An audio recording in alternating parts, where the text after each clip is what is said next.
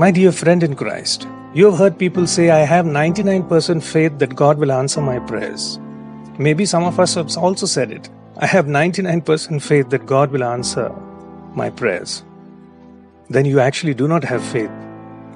Faith has to be 100% if it has to be called faith.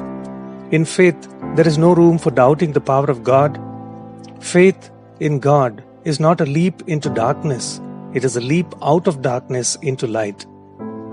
It is a journey from uncertainty to certainty. The letter to the Hebrews describes faith as being sure of the things we hope for and certain of the things we cannot see. Among the crowd that was following Jesus one day, there was a woman who had suffered from bleeding for 12 years. She had suffered a lot at the hands of many physicians and had spent everything she had.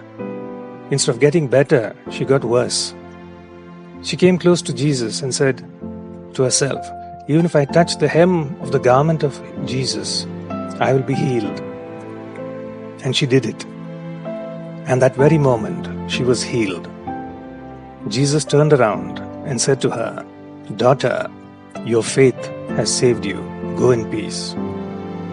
There's another incident where a centurion with much power and authority came to Jesus and said, Lord, I'm not worthy to have you under my roof, but only say a word and my servant at home shall be healed. Amazed by the man's faith, Jesus said, Go home now. As you believed, let it be. And my dear friend in Christ, that very moment his servant was healed. Jesus also said the same to Bartimaeus, who was healed of his blindness. My dear friend in Christ, faith does not operate in the realm of the possible. Faith begins where man's power ends. The disciples of Jesus realized this, and that's why they asked him, Lord, increase our faith. Think about this. Despite the growing scientific temper and the intellectualism pervading our daily lives, people continue to seek the divine because miracles are still happening that science cannot explain.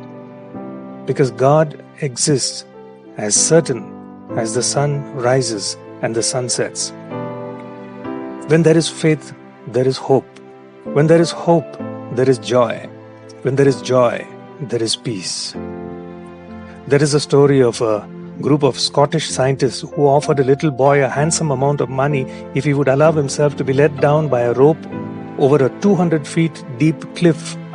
The boy longed for the money because he was poor. But when he looked down the deep valley, he was terribly afraid. After much persuasion, the boy accepted the challenge, but on one condition, and the condition was, he said, I will go down this cliff with the rope only if my father holds the rope. So, my dear friend in Christ, fear not. Believe that God is holding the rope. Even when you go through all kinds of trials and difficulties, He will deliver you if you have faith. Not 99%, but 100% faith. May the Lord increase your faith in His providence. May you have a good and godly day.